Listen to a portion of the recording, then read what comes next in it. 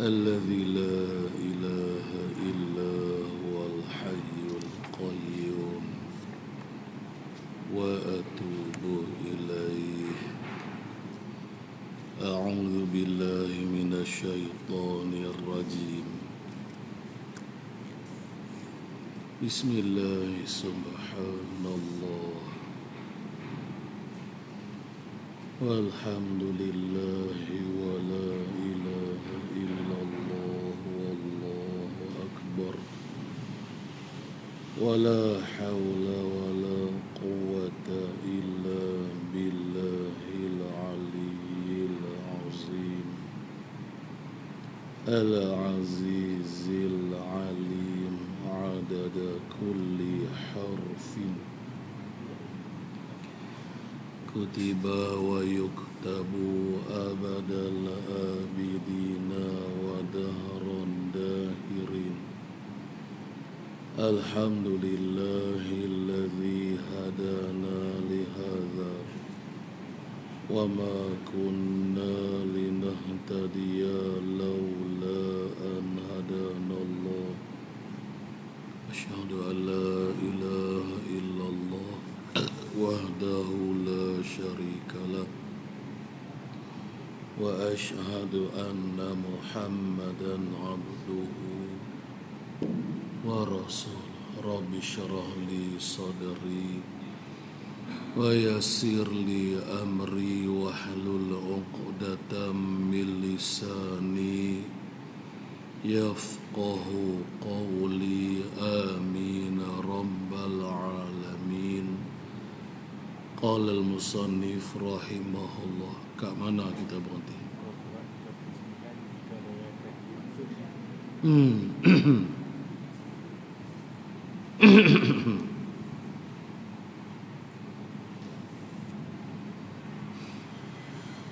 قال المصنف رحمه الله.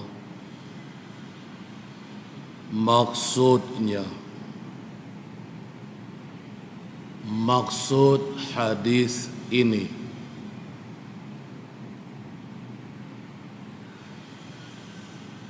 adalah 5 perkara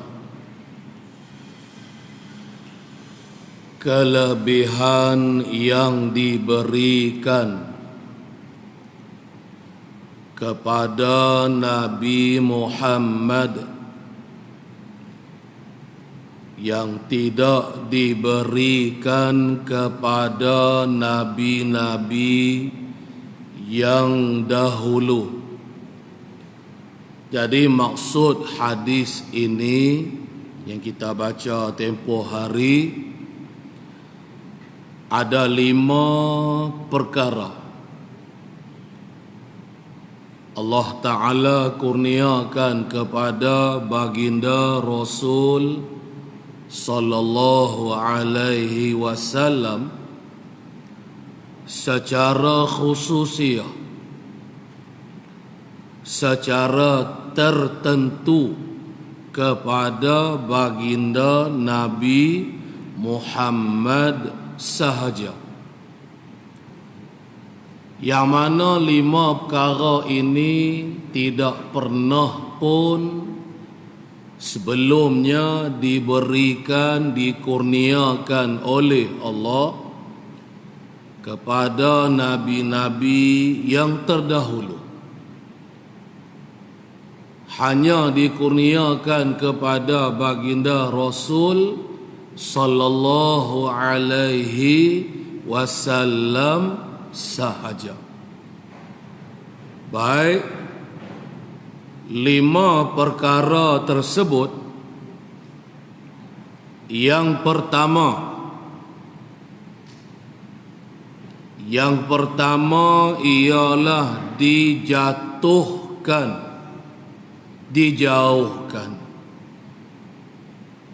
dijauhkan ketakutan kepada adunya, dijauhkan tadi sekadar sebulan perjalanan. Baik, Kelebihan yang pertama ialah Allah Subhanahu wa ta'ala telah mencampakkan rasa takut ke dalam hati-hati musuh baginda Rasulullah sallallahu alaihi wasallam. Sejauh mana musuh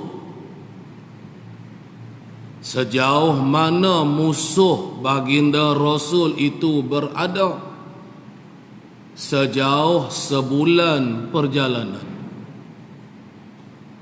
Sejauh sebulan perjalanan nak sampai ke Madinah,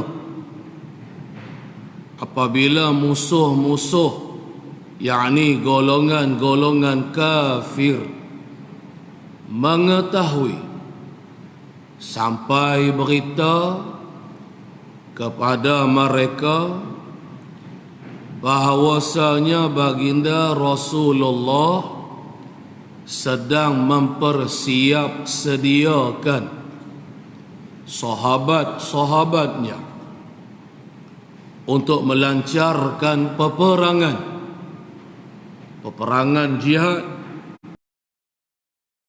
musuh-musuh Allah.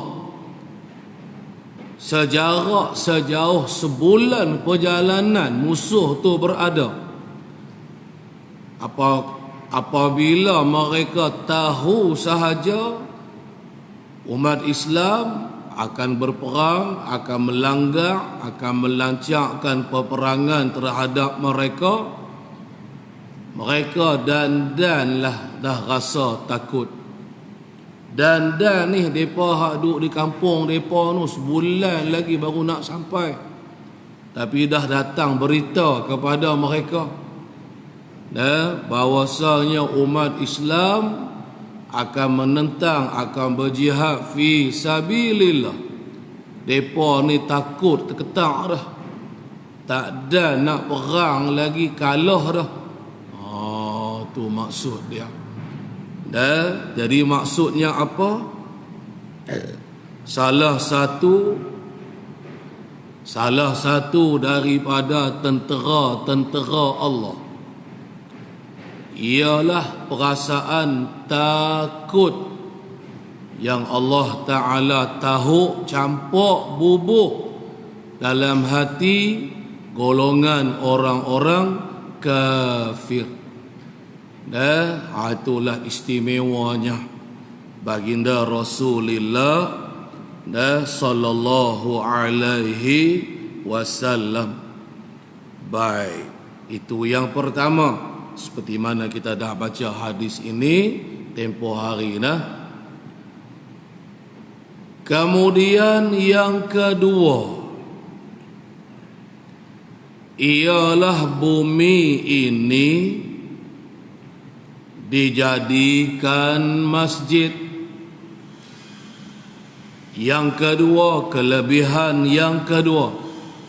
Maksud kelebihan ni maknanya khususiyah, ketentuan, perkara yang tertentu yang Allah Ta'ala kurniakan kepada baginda Nabi Muhammad sahaja.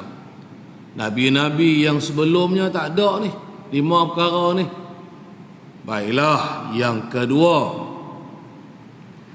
bumi ini ialah dijadikan oleh Allah akan masjid. Apa maksudnya? Artinya, di mana perlu atau di mana ada waktu sembahyang, boleh sembahyang sahaja di atas tanah. Tu maksud dianya. Dan maksudnya begini, kita ni umat baginda Nabi Muhammad turutlah diberi keistimewaan ini berbanding dengan umat nabi-nabi yang sebelum nabi kita, iaitu kalau kita nak kalau kata umat nabi yang terdahulu, mereka tak boleh nak buat ibadat di tempat-tempat yang lain selain daripada bi'ah mereka. Selain mereka mesti berbuat ibadat di tempat-tempat ibadat mereka. Ni umat Islam zaman Nabi yang terdahulu, berbeza dengan kita. Kita ni kalau kata kita nak sembahyang, kita tidak disyaratkan sembahyang dalam masjid. Maknanya kalau kata kita nak sembahyang tapi bukan dalam masjid, boleh tak? Boleh tak mana-mana bumi Allah Ta'ala ni, hatta katalah kita nak solat, kita nak sembahyang atas tanah sekalipun, jawabnya boleh, jawabnya sah ibadat sembahyang kita. Tu maksud dia. Berbeza umat Nabi dahulu, mereka hanya boleh solat, hanya boleh buat amal ibadat dalam tempat yang khusus, di tempat yang khusus disediakan untuk beribadat saja.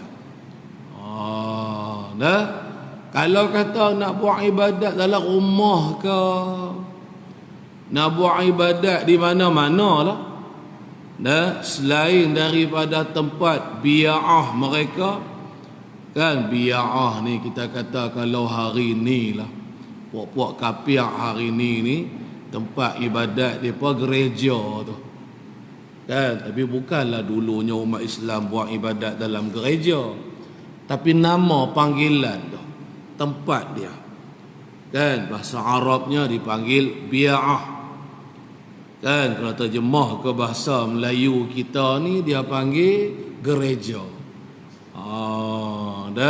Tapi bukanlah macam gereja ada hari ni, kan? Gereja ada hari ni syirik dah, tempat syirik. Bukan lagu tu lah maksudnya umat Islam lah zaman terdahulu, zaman nabi-nabi sebelum nabi kita Muhammad, syarat bagi sah ibadat mereka kena buat di tempat yang tertentu sahaja. Nak buat selain, nak buat ibadat lain daripada tempat yang telah disediakan, tak boleh. Tu syariat dia. Tu syariat nabi-nabi yang sebelum nabi kita Muhammad.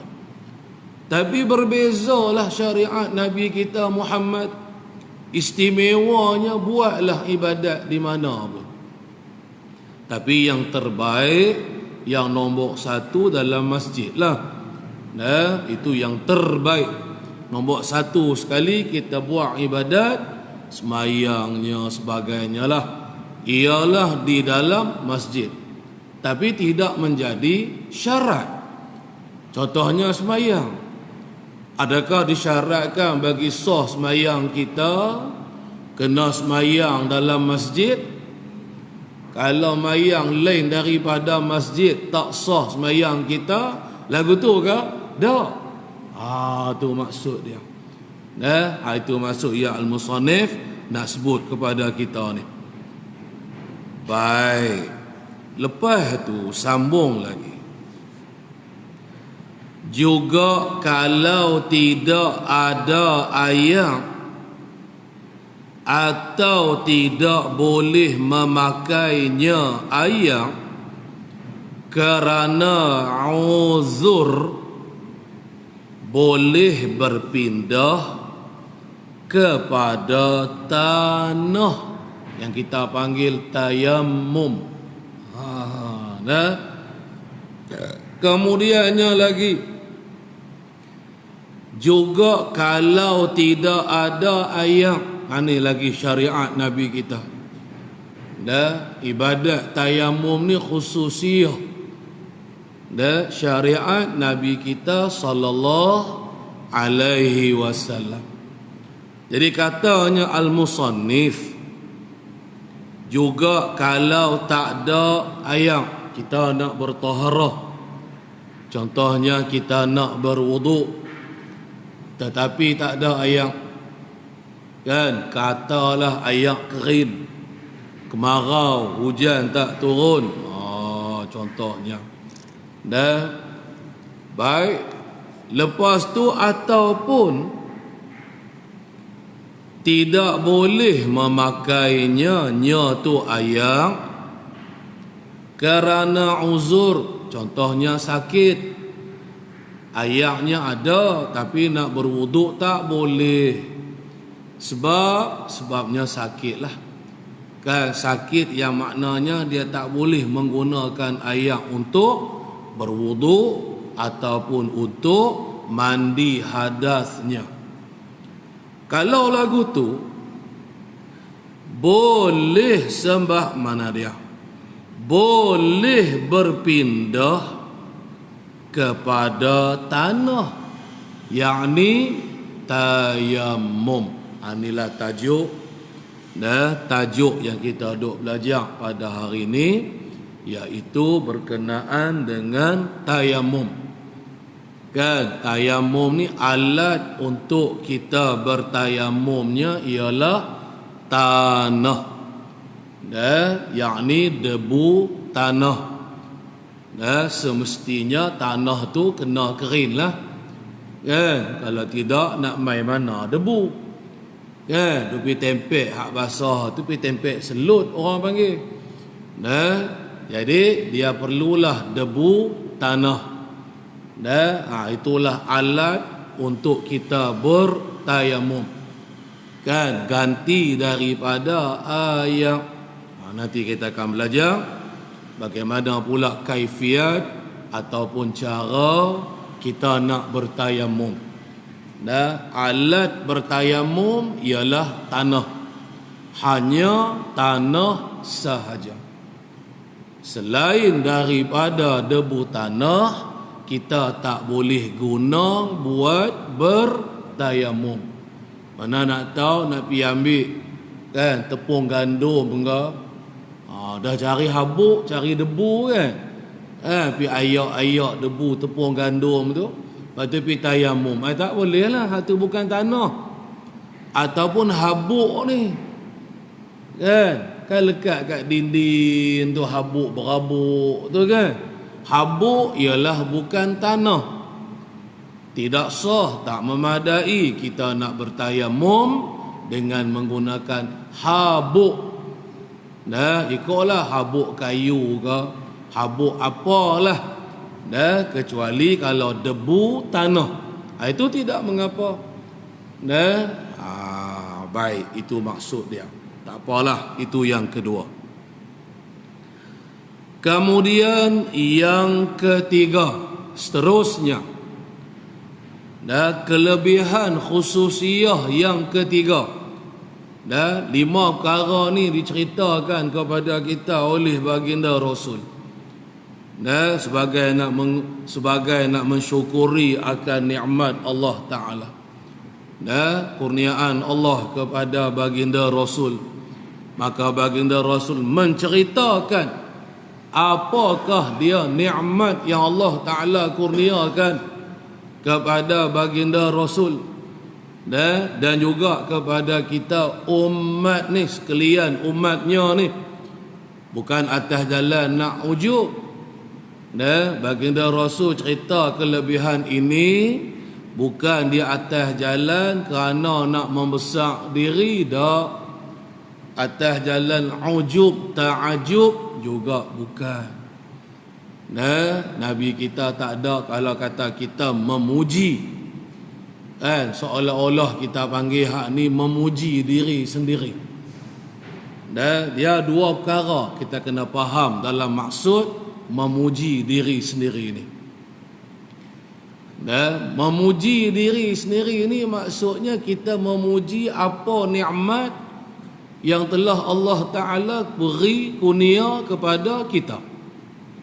Mudah kita nak faham maksud puji diri sendiri, kan? Jadi dia terbahagi kepada dua. Yang pertama haram, yang kedua tidak mengapa, harus bahkan disunatkan. Yang ni kita kena faham, kan? Pertamanya yang diharamkan, puji diri sendiri. Ingatlah maksud puji diri sendiri itu apa dia? Iaitu kita dapat satu nikmat Allah Ta'ala beri, Allah Ta'ala kurnia, kan? Rezeki ke contohnya, kan? Harta ke, duit ke, kesihatan tubuh badan ke, itu nikmat Allah, kan? Sekiranya kita pun duk cerita ni, kita pun duk habaq dekat orang. Ceritanya kita duk habaq dekat orang lah ni, kan? Kalau seorang-seorang orang tak panggil puji diri sendiri pula, kan? Kita puji ni, kita cerita habaq dekat orang tentang satu nikmat kelebihan yang Allah Ta'ala beri dekat kita, kan? Katalah kita ni ada duit misalnya, kan? Yang jadi haram tu bila sekiranya berserta dengan ujub, sekiranya berserta dengan perasaan ta'ajub, hairan diri, membesar diri, kan? Atas jalan sombong, atas jalan nak menghina-hina orang, atas jalan nak merendah-rendahkan orang lain, nak meninggi diri sendiri. Kalau itu bentuk kita puji diri sendiri, yang itu haram, berdosa, tak sah lah. Yang tu baik duk diam, tak apa lagi. Ingat, itu yang pertama. Yang kedua, puji diri sendiri ni, kan? Tetapi tidak haram. Contoh macam ni hak Nabi cerita ni. Ni cerita Nabi puji diri Nabi sendirilah ni. Nama dia kita panggil, kan? Beberapa nikmat yang telah Allah Ta'ala kurnia kepada baginda Rasul. Lalu baginda Rasul cerita pula kepada sahabat dia, habaq pula dekat kita sekalian umat ni pula. Tu reti dia. Pujilah tu. Puji diri orang panggil, kan? Tapi yang ni tidak berdosa, bahkan yang ni dipuji pula oleh syarak. Iaitu apa? Iaitu di atas i'tiraf, atas jalan kita i'tiraf akan nikmat Allah. Apa maksud atas jalan i'tiraf? yakni atas jalan kita mengaku. Kita mengaku tu iktiraf, pengakuan kita bahawasanya perkara tersebut yang telah diberi, dikurniakan kepada kita ialah merupakan nikmat yang Allah beri kurnia kepada dia, kepada kita. Ingat, kerana kita nak buat pengakuan nikmat yang telah Allah Ta'ala beri kepada dia, hanya semata-mata kerana tu. Maka kita disuruh zahirkan, kita disuruh cerita. Kan tu kita duk baca ayat Quran tu, wa amma bi ni'mati rabbika fahaddits. Tu. Dan adapun akan nikmat yang Allah kurniakan kepada engkau, fahaddits. Hadis ni banyak makna dia. Antara makna dia ialah zahirkan oleh kamu. Kan, kamu diberi rezeki lebih, tapi beli pakaian, buat baju baru, pakai baju baru, nak raya ke, nak bayar Jumaat ke. Bukan kerana kita nak riak, nak menunjuk ke orang kita ada duit, nak tunjuk ke orang aku ada duit, aku duit banyak, nak tunjuk ke orang kata aku ni senang. Bukan. Jangan niat lagu tu. Niat lagu tu haram dah, berdosa. Atas sebab kena rezeki lebih yang Allah Ta'ala beri dekat aku nak menzahirkan kesyukuran aku kepada Allah.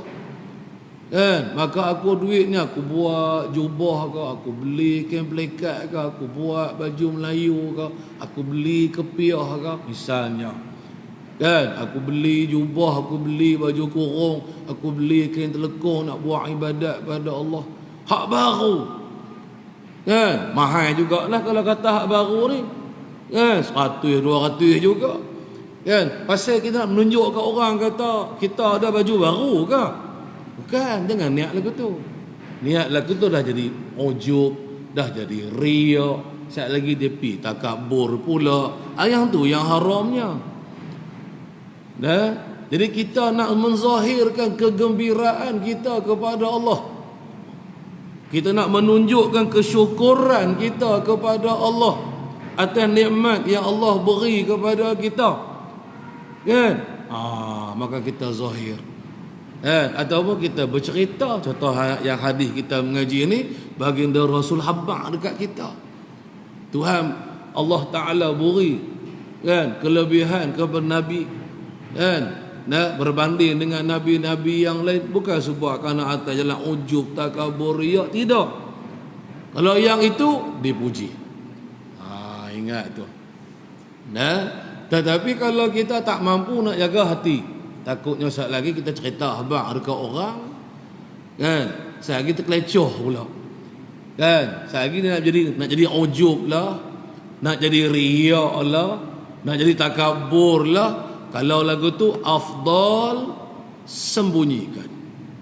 Afdal jangan kita zahirkan. Yang afdal tak usah duk cerita dekat orang. Kan? Yang afdal kita sembunyi. Takutlah pula kita takut hati kita lah pulaknya. Mula memang kita niat nak zahirkan nikmat Allah. Kan? Tapi saat lagi dia kona kot lain.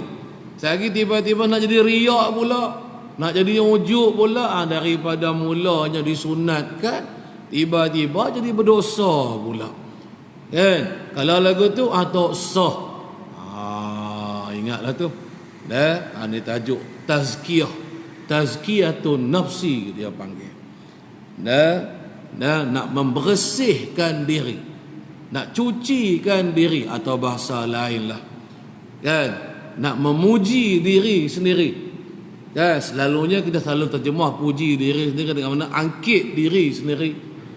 Ya, masuk bakui angkit sendiri yang kita panggil ujub. Yang tu haram lah.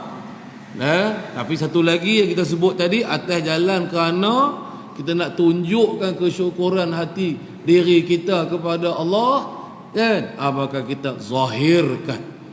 Kan? Kita nyatakan, kita tidak sembunyikan. Tak apa pula.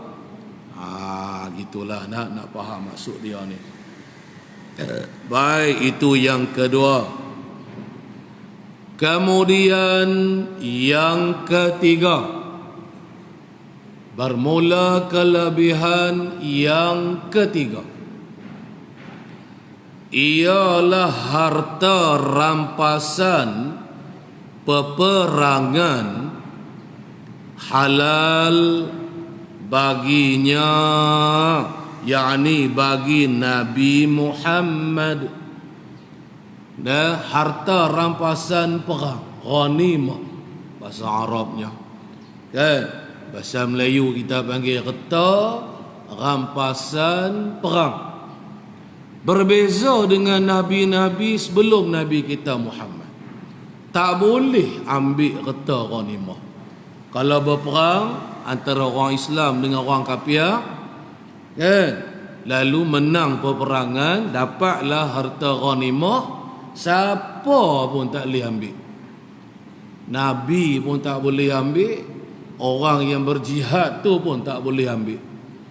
Seluruh harta ghanimah yang ditinggalkan oleh tentera-tentera kafir, semuanya akan dikumpulkan, akan dihimpunkan. Setelah dah dikumpul, dihimpun seluruh reta-reta ghanimah tadi, akan datang turun api dari langit. Akan turun api dari langit ni, turun mesambak, terbakar habis semua. Zaman dulu. Tapi mai zaman kita, Nabi kita sallallahu alaihi wasallam istimewa. Allah Taala beri istimewa ke Nabi kita. Boleh ambil harta ghanimah. Tu halal. Bagi-bagilah, beda-beda lah. Kan, dengan orang yang berjihad, dengan orang yang masuk di medan perang tadi, ambillah. Adalah cara-cara pembahagian harta ghanimahnya. Itu yang ketiga. Kan? Baik. Seterusnya yang keempat, ialah Nabi Muhammad memberi syafaat kepada umatnya, tu Nabi Muhammad. Baiklah, istimewa, kelebihan, khususiah yang keempat, ialah syafaat, memberi pertolongan. Itulah asal dia makna, makna syafaat. Maknanya baginda Nabi kita sallallahu alaihi wasallam diberi kelebihan oleh Allah dapat memberi syafaat kepada kita. Siapa lagi kita lah? Kita, iaitu umat baginda Rasulullah sallallahu alaihi wasallam. Ada berbagai-bagailah syafaat dari Nabi kita ni. Yang paling besar sekali, banyak-banyak syafaat, paling tinggi, paling besar sekalinya ialah dipanggil apa? Asy-syafa'atul kubra. Kan, satu pertolongan yang besar. Maksud pertolongan yang besar ni, banyak-banyak syafaat dari Nabi. Hak paling nombor satu sekali ialah baginda Nabi boleh menolong kita, mempercepatkan kitanya di hisab. Sebab kita maklum esok ni di padang mahsyar, untuk sampai giliran kita dihisab sangat lama. Beribu-ribu tahun. Orangnya ramai. Pak kita yang duduk di tengah padang mahsyar tu, duduk di padang mahsyar tu pun dah dikira satu azab dah. Panas mataharinya, kan? Peluhnya, panas manusia yang ramai lagi, kan? Mana ada malam, siang semata-mata, panas sepanjang masa, kan? Kecuali orang hak dapat duduk berteduh, kan, di bawah arasy Allah Ta'ala di akhirah esok lah. Kemudiannya pakak duk cari Nabi ni, nak minta tolong, kan? Maka siapa yang dapat bertemu, berjumpa dengan baginda Rasulullah,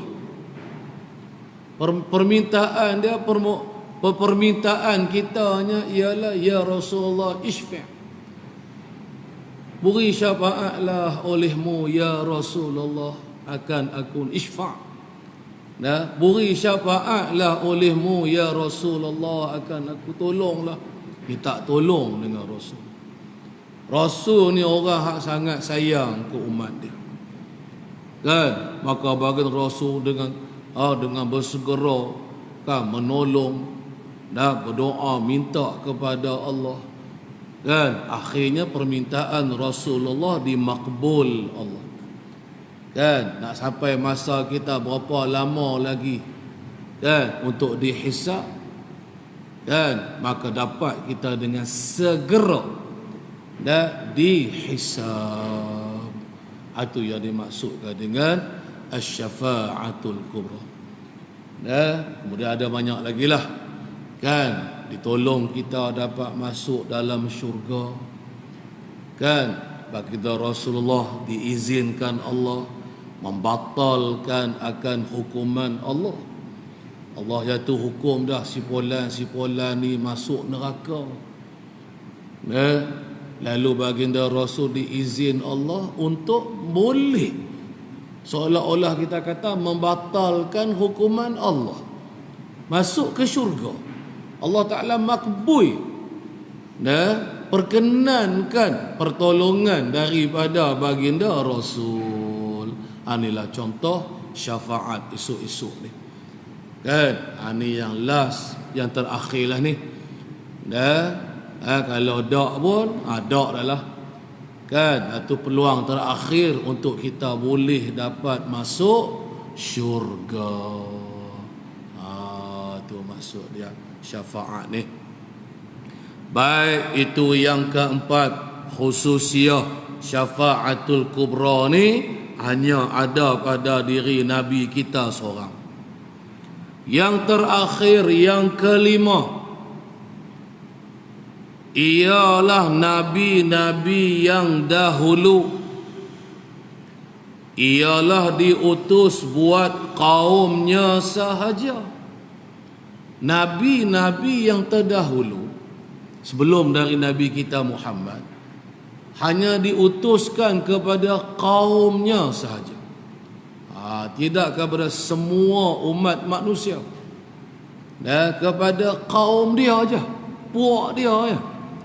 Contohnya seperti Nabi Musa, contohnya ialah tertentu bagi Bani Israel sahaja daripada keturunan Nabi Yaqub kan.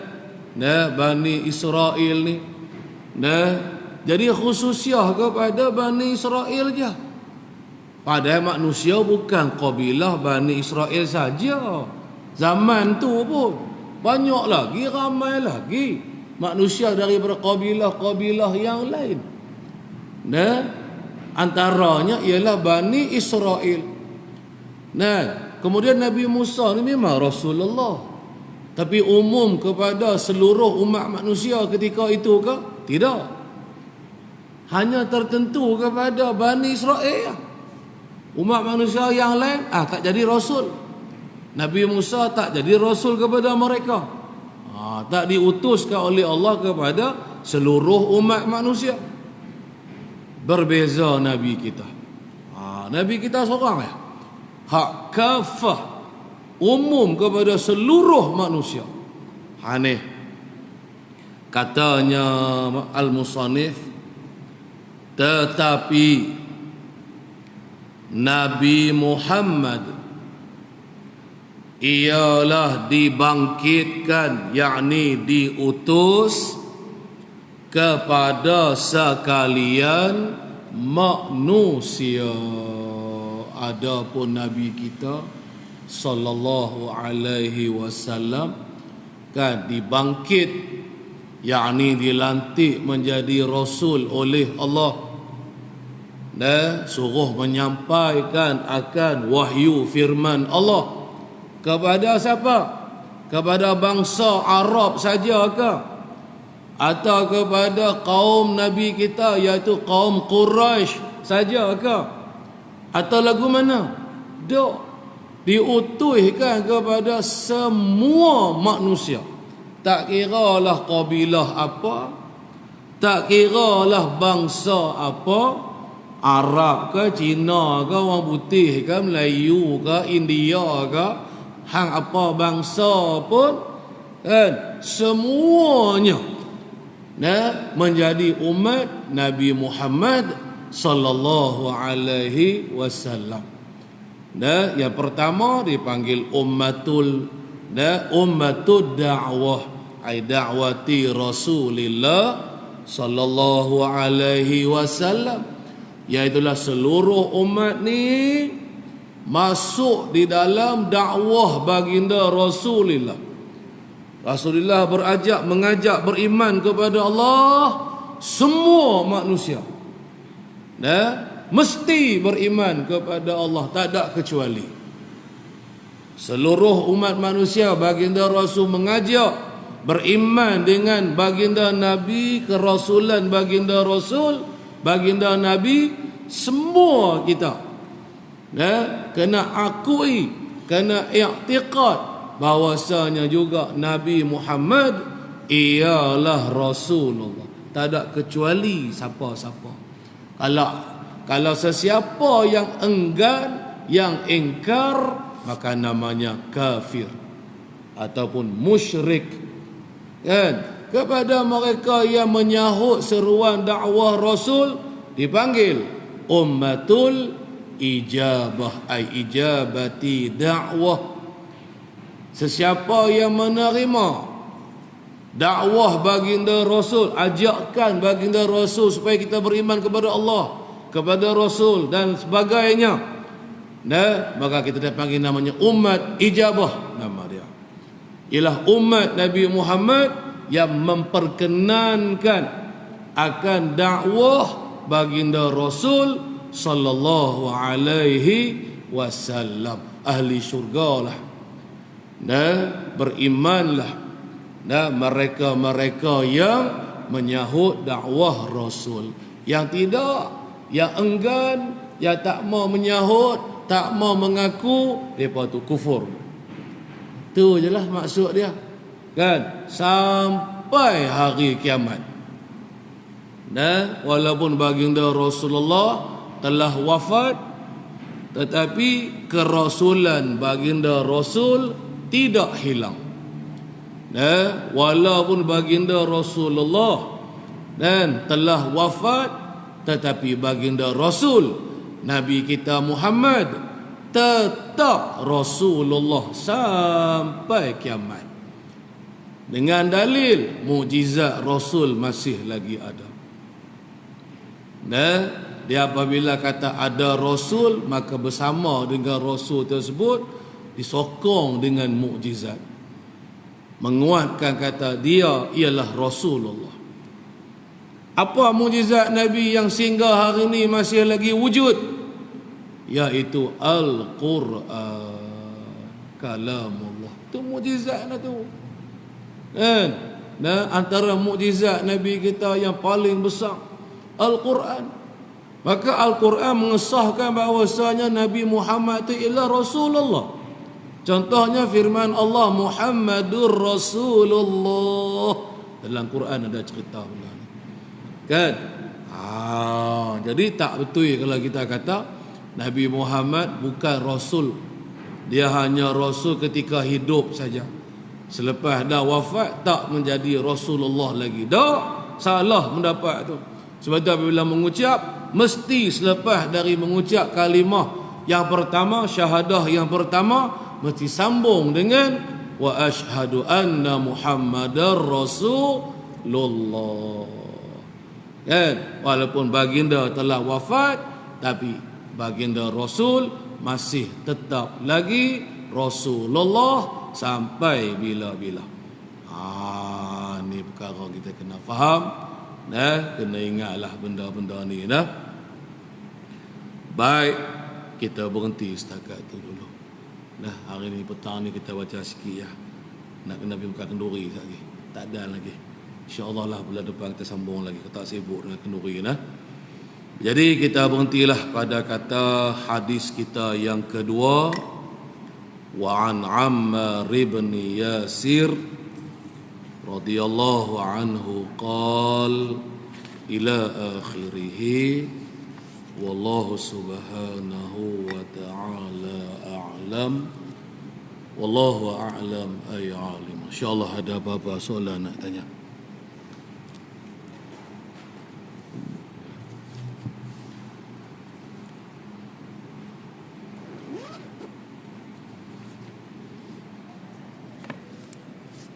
Ada.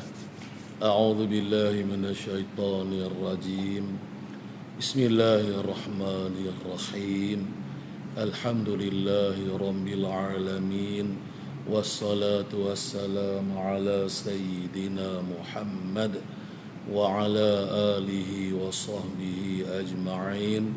Allahumma aftah alaina futuhal arifin bihikmatik وانشر علينا رحمتك وذكرنا ما نسينا يا ذا الجلال والإكرام وصلى الله على سيدنا محمد وعلى آله وصحبه أجمعين والحمد لله رب العالمين تقبل الله منا ومنكم